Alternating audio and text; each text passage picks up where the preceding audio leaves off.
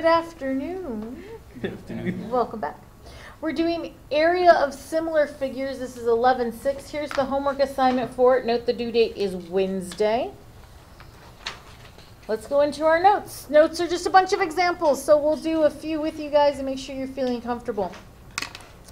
Back when we first started talking similar figures, we talked about being able to grab the side lengths of these two shapes, write them as a fraction, and that fraction would equal the fraction we get from two other side lengths written as a fraction, or the perimeters written as a fraction.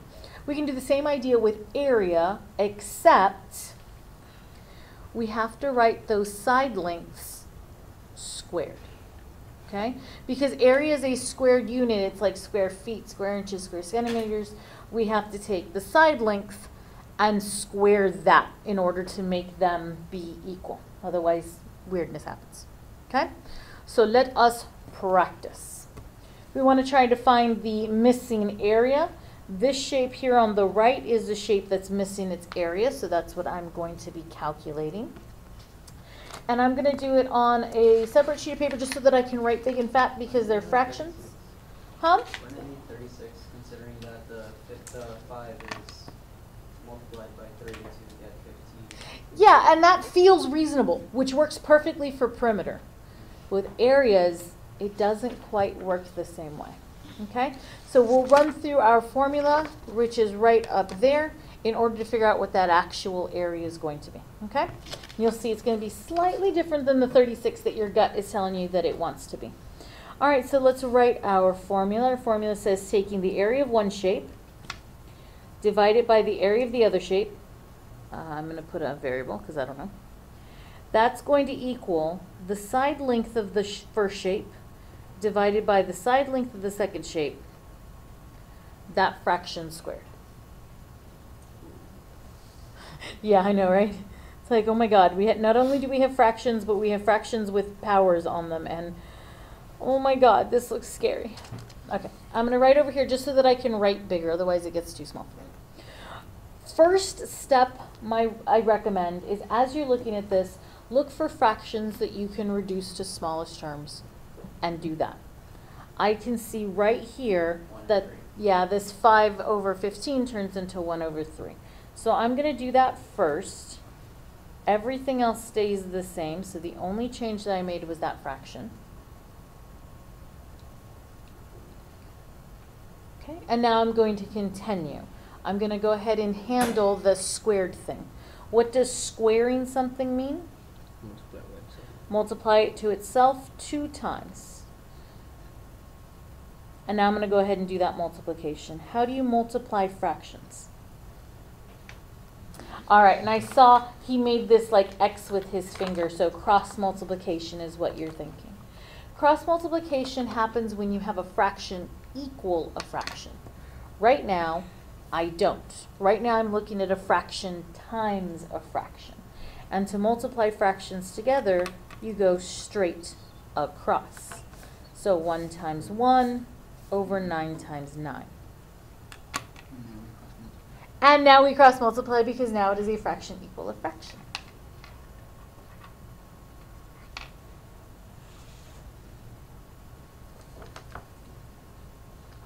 Double checking my multiplication. I love it. I did it again. I'm so glad that Mama had me memorize the 12 times tables. What did I do to get 108? I multiplied the 12 and the 9 together because that's cross multiplication. Easy enough? Did y'all want to see another example in this section on the top? Sure, I heard. Which one? 2, 3, or 4? Number 2? Okay. And possibly number 4. Okay, we'll do number 2 and then we'll do number 4, yes? All right. Feel free to stop me as soon as you're like, okay, we see the punchline. We don't need any more things. All right, I have a shape on the left and I have a shape on the right. My formula says take the area of one of my shapes, put it in a fraction over the area of my other shape. I don't know what my area is, so I'm going to put that as my variable. Pick your favorite variable. You don't have to use x. And then set that equal to Now, I said side length, but really any kind of linear dimension, so the height is applicable too. Okay, so that, and then square that fraction. Yep. I'm going to go ahead and reduce that fraction. 2/6 can become, and then if I square 1/3, which I did in my previous problem, I get 1/9. And then now I can cross multiply.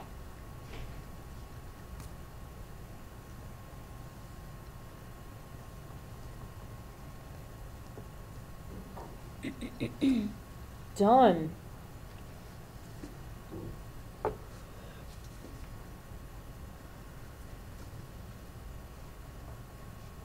Simple enough? Do you still want to see number 4, sir? No? Okay.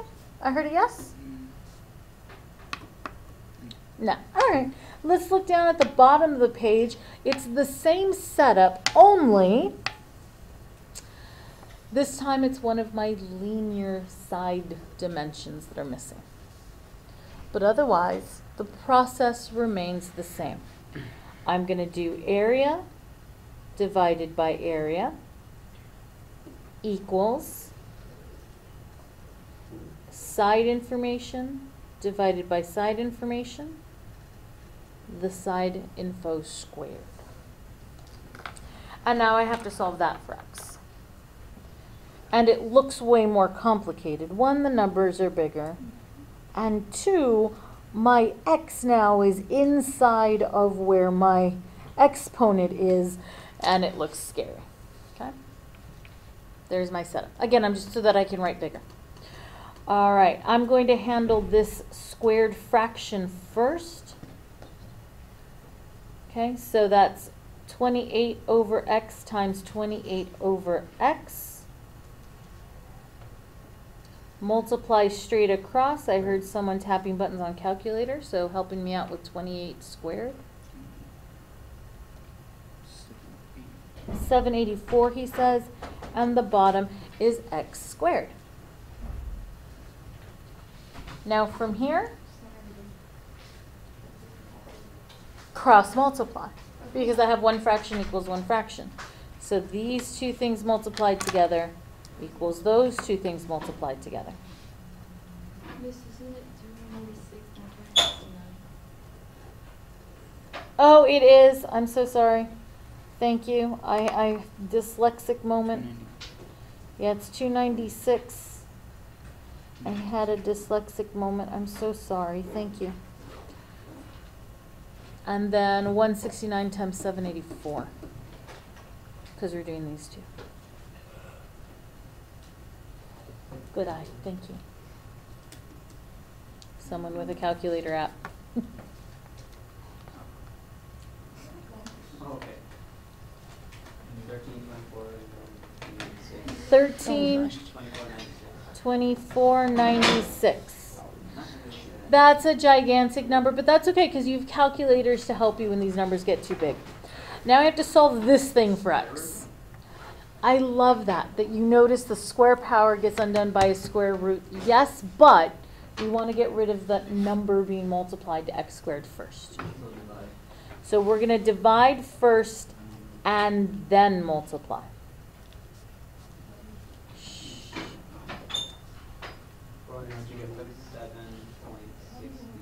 What was it again? I'm sorry? Wait. 147? 400. Oh, 447. 2622. 22. Okay. How did I get what? We did 169 times 784.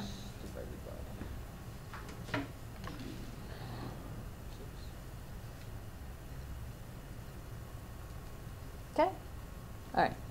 And now with the square root. Now that we have the thing that's squared all by itself, now it's safe to take the square root. And when you take the square root, we get? 21.1578. Okay. The directions does not tell me what to round it to, so just not a whole number, and you'll be fine. So 1 or 2 decimal places.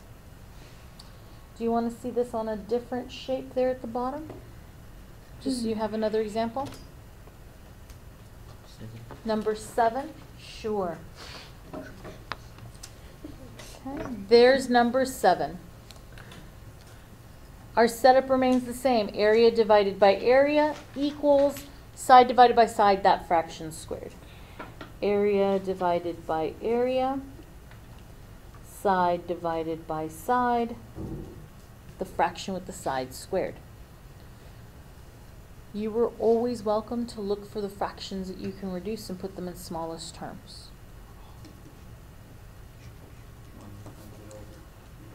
Yeah, I can do 100 over 300. It's 1 over 3. And I can continue that further to 1 over 3. Handle the squaring of the fraction, which is going to be x over 21 times x over 21. 21 squared is 441. I can now cross multiply.